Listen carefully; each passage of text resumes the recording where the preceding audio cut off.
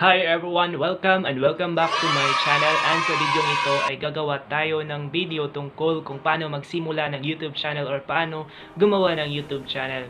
Ayan guys, kung gusto mong malaman at matuto, panoorin mo ang buong video.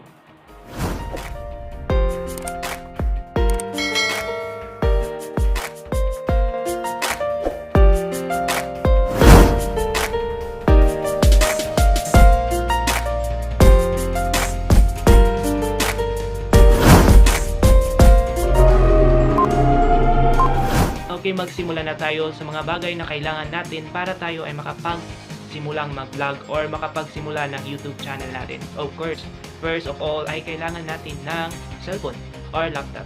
Ayan guys, or camera. Cellphone, laptop or camera guys. Ayan. So, kailangan natin ng Android phone, smartphone, kung wala tayong laptop or wala tayong camera. Yun sa akin, cellphone lang yung ginagamit ko. And ayan, nakapag-start ako ng YouTube channel at nakapag-upload ako ng videos using cellphone lang guys. Ayan, pangalawa, kailangan din natin ng data or wifi. So, mas mainam kung may wifi kayo, mas madali din pag may wifi kayo. Pag data lang kasi, limited lang yung yung internet connection natin. Ayan. Yung pangatlo naman ay kailangan natin ng time. Of course, kailangan natin ng time guys. Everything needs lahat ng bagay na kailangan talaga ng oras para gawin. Of course, sa pag-vlog din ay kailangan natin ng oras. Especially kung mag-vlog talaga tayo. Medyo kailangan yan ng maraming oras.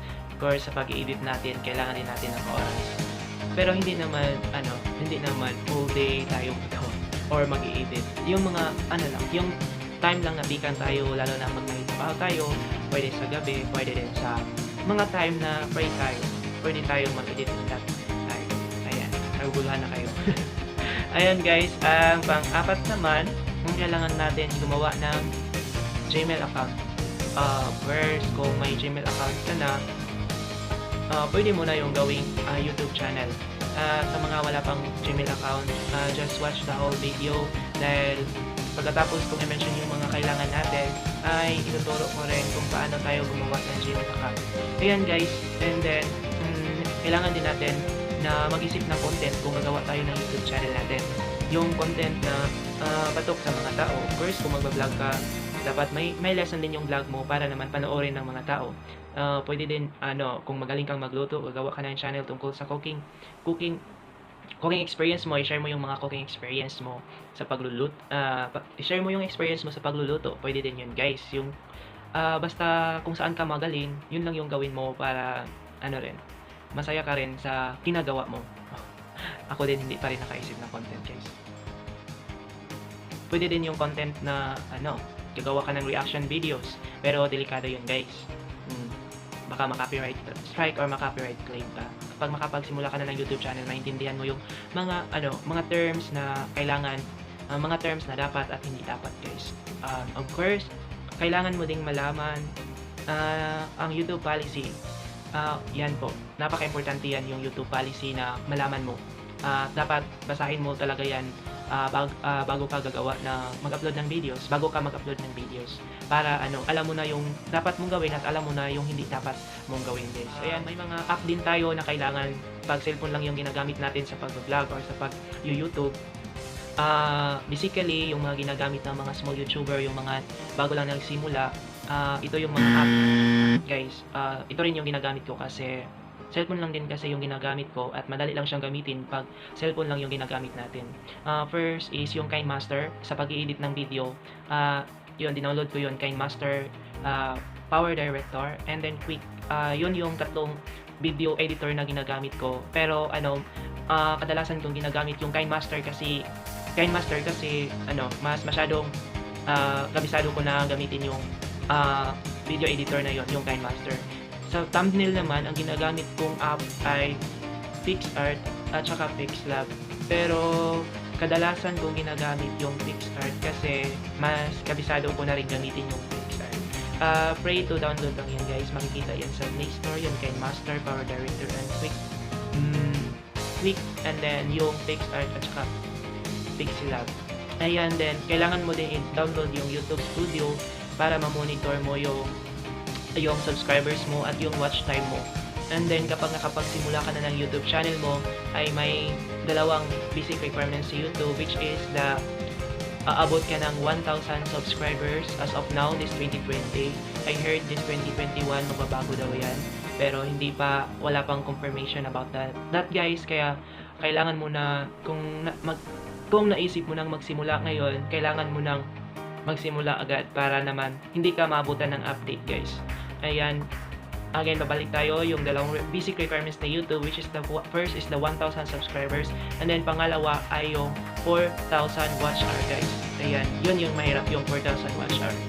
Ayan, pag comply mo na yan, pwede ka nang mag-apply for monetization guys. Ayan, kapag na-approve yun, yan, may ads nang lalabas sa video mo, which means kikita ka na sa YouTube. Ayan, kikita ka na sa YouTube pag may ads na pag-approve na yung application mo sa YouTube. Okay. Ayan, yun lang yung mga bagay na dapat nating kailangan at mga apps na dapat nating i-download kung nag-vlog ka lang using cellphone guys. Ayan, ngayon ituturo ko sa inyo sa mga wala pang Gmail, sa mga wala pang Gmail account, ito lang ang dapat natin gawin.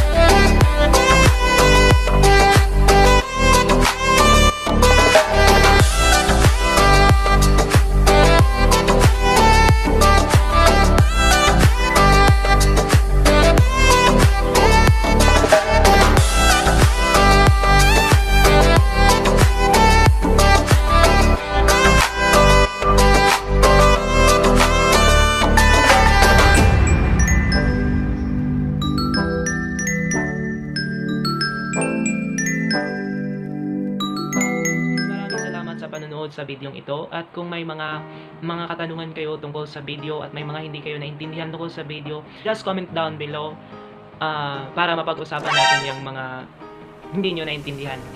Yan guys, may mga video tutorial din ako dyan sa paligid nyo, makikita nyo yan.